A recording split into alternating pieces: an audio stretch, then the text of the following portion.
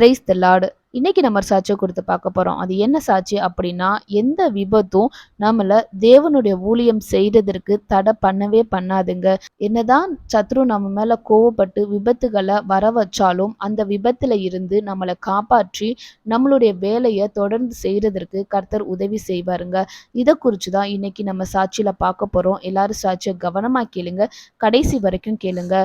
சகோதரர் அகஸ்டின் ஜெபக்குமார் அவர்களுக்கு முன்னாடி வீடியோல சொல்லியிருந்த மாதிரி சத்ரு மனுஷர்கள் மூலமாக நிறைய காரியங்களை தடை பண்ணிக்கிட்டே வந்தாங்க. இருந்தாலும் அவர் உறுதியாக இருந்து தேவனுடைய ஊழியத்தை செஞ்சுக்கிட்டு வந்தாங்க. இப்போ சத்ரு இன்னும் அதிகமா கோபமாகி அவங்களுக்கு விபத்துகளை நேரிட வழிவகுத்தான். அதாவது ஒரு முறை மோட்டர் சைக்கிள்லையும் ஒரு முறை ஸ்கூட்டர்லையும் செல்லும் போது பெரிய விபத்து ஏற்பட்டு இந்த 2 விபத்துலையுமே முகத்திலேயே அடி, 23 தையல்கள் போட்டிருந்தாரு. அதுக்கப்புறம் இன்னொரு முறை 4 பற்களை இழந்துட்டாங்க. சத்ரு இவர் மேல ரொம்ப கோபமா இருந்து இந்த மாதிரி விபத்துகளை வழிவகுத்திருக்கான். இதுல இருந்து கர்த்தர் சகோதரர் அகஸ்டின் ஜெபக்குமார் அவர்களை காப்பாற்றி தொடர்ந்து அந்த ஊழியத்தை பக்தி வைராகியத்தோடு செய்யறதற்கு வழிவகுத்தாருங்க.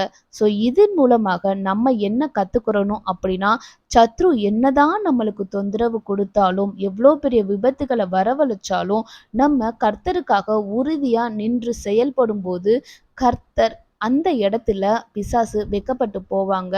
கண்டிப்பா எப்பொழுதுமே கர்த்தர் நம்மளை கைவிட மாட்டார். வசனத்துல சொல்லியிருக்கு, ஆண்டவர் என்றென்றைக்கும் கைவிட மாட்டார் அப்படின்னு. கர்த்தர் மேல பற்றுதலா இருந்து அவரை நம்பி கொண்டு இருப்போம்.